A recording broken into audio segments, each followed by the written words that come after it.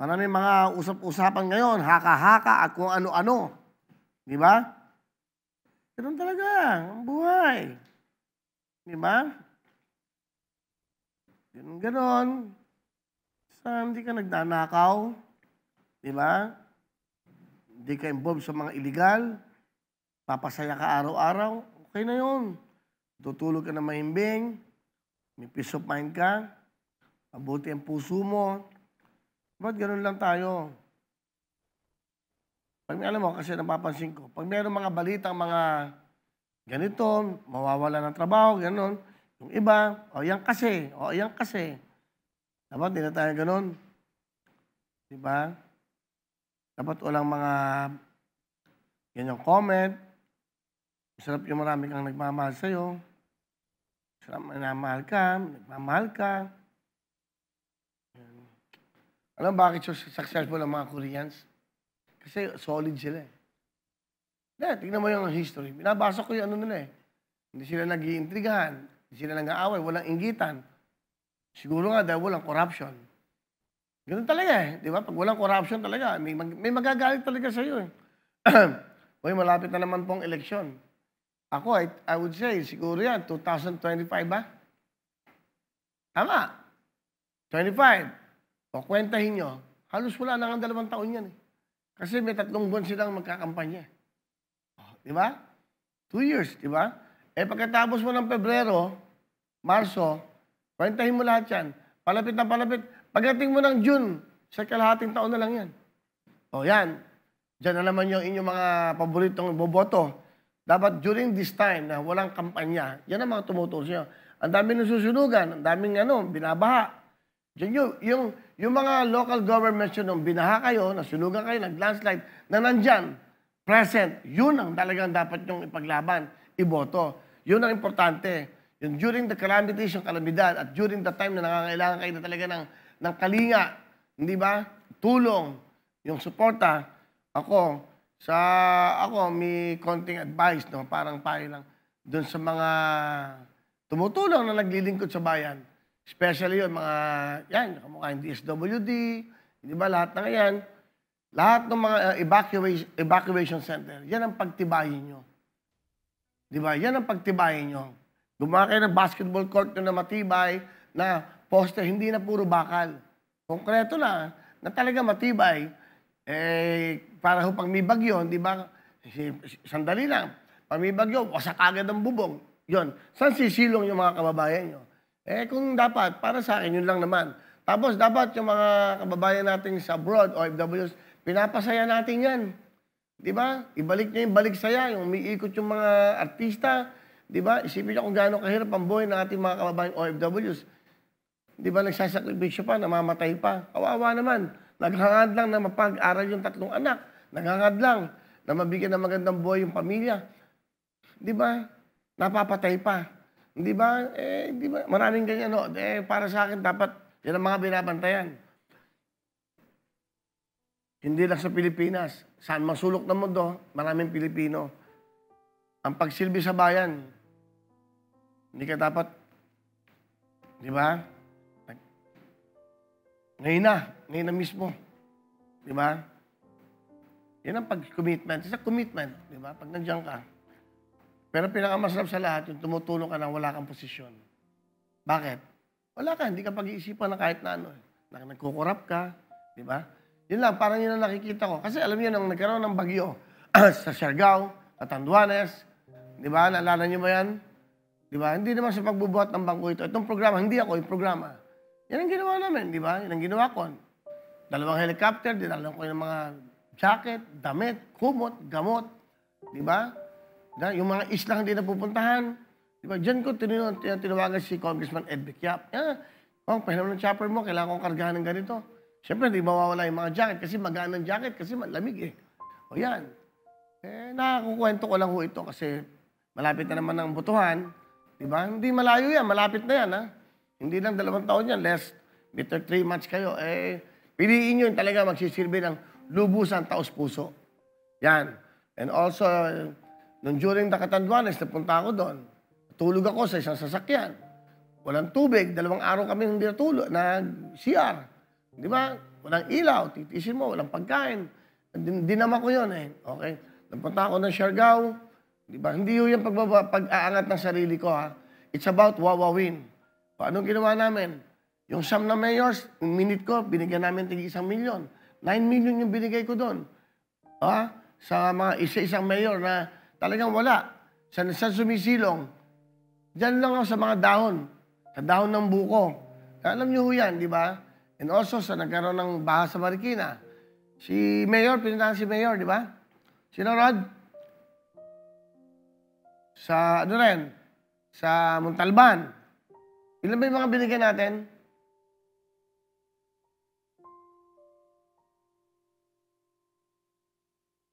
Hindi, dapat alam niyo yan eh. Ilan yung binigyan natin ng tigpa 5 million? 5 yata yan na lugar. Oh. Para alam lang ng mga kababayan natin na itong ginagawa ng programang to. Kasi sana hindi mawala ito. Kasi tumutulong to sa gobyerno eh. Hindi nga lang sa gobyerno, tumutulong to sa ating mga kababayan na nangangailangan. Yung binibigay kong 10,000, 20,000, kung nakakapito, nakakawalo kami, it's about 200,000 a day. 5 million po isang buwan yan kung kukwentahin nyo. Tapos, madidinig nyo lang na mawawala, hihinto. Natutuwa kayo.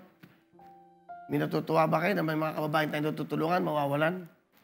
Dapat nga pinagdadasal nyo kami, magtuloy-tuloy yung programa. Ganun talaga eh. Diba? Dami nyo sinasabi. Buti nga sa inyo. Yabang-yabang nyo kasi. Ano ang pinagyabang namin? Hindi ko pinagyayabang itong ginawa namin na ito. Sinasabi ko lang sa inyo, itong programa, it's not about me, it's about the program. Wawawin. Di ba? Si Mayor Marcy, sa Marikina, nagbigay ako ng 5 million. Sa Montalban, bigay ako ng 5 million.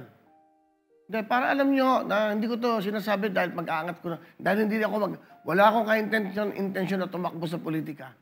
Wala, hindi ko hubuhay yan. Eto lang ako, wawawin lang ako. Ilan pa yon? Alam mo nga kay Rod, alam ni Rod yan eh. Marikina, Montalban. Tigpa 5 million. Sa ano, Catanduanes, 5 million.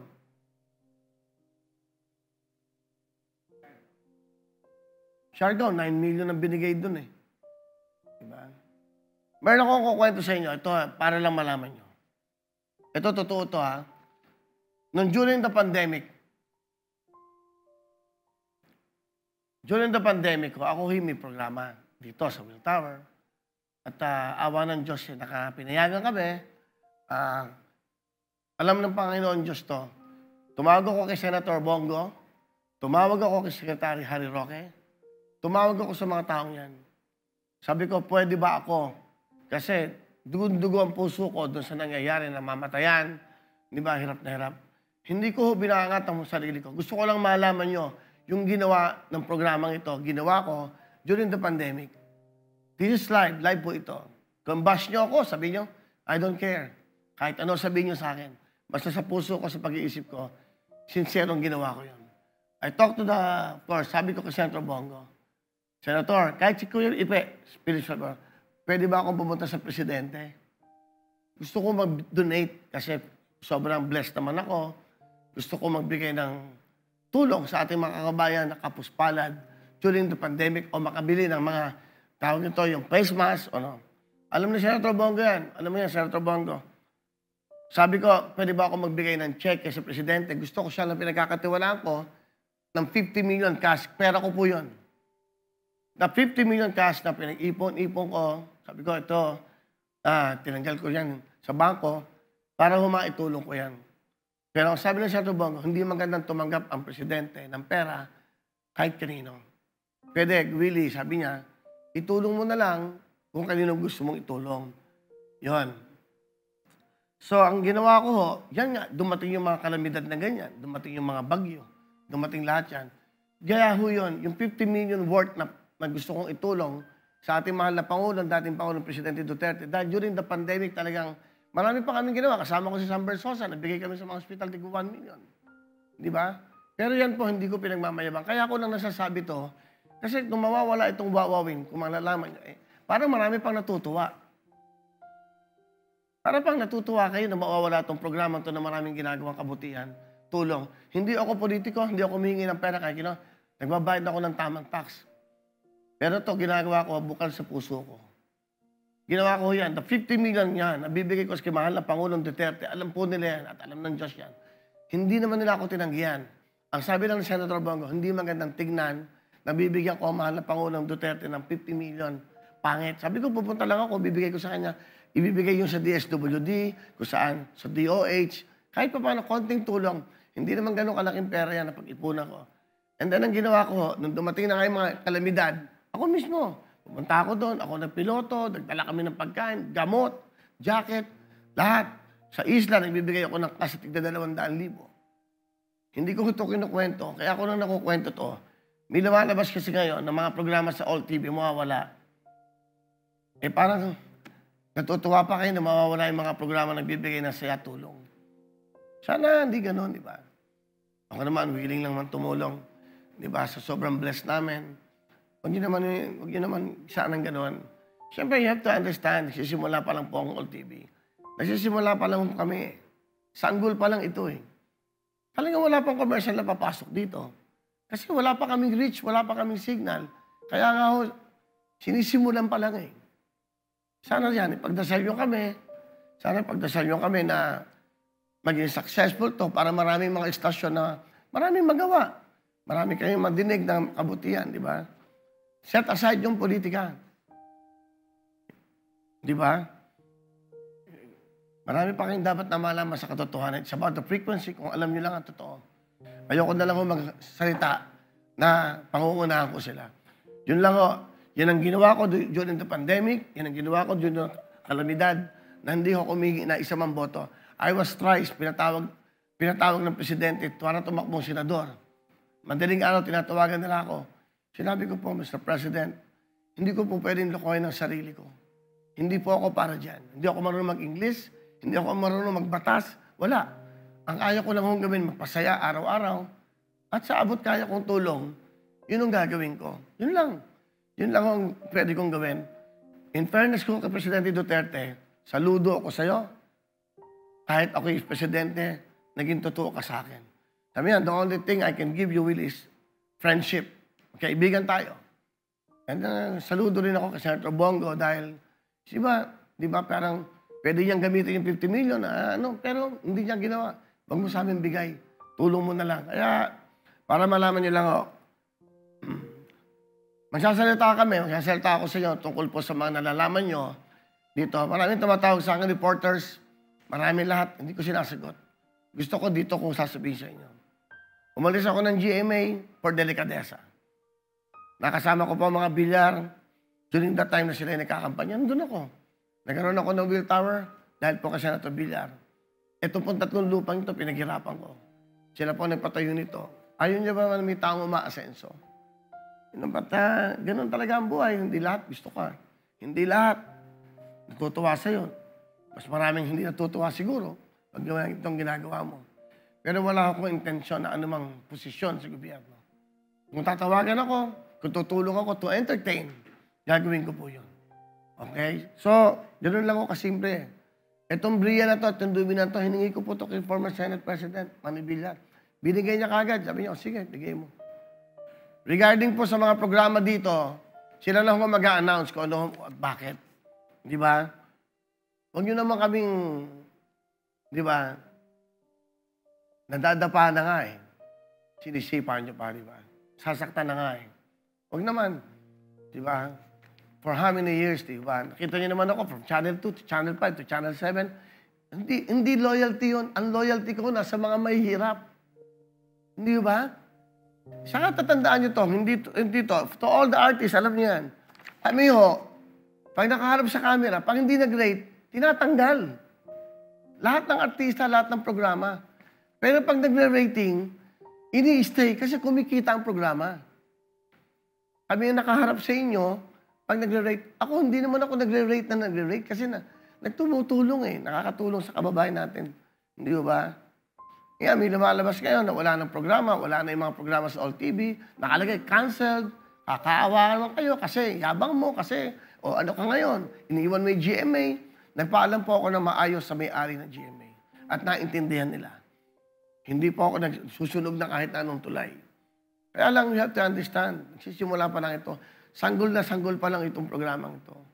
Gumagawa kami ng paraan para makapagpasaya, makatulong, sabot kaya. Yun lang ho. Yun lang naman.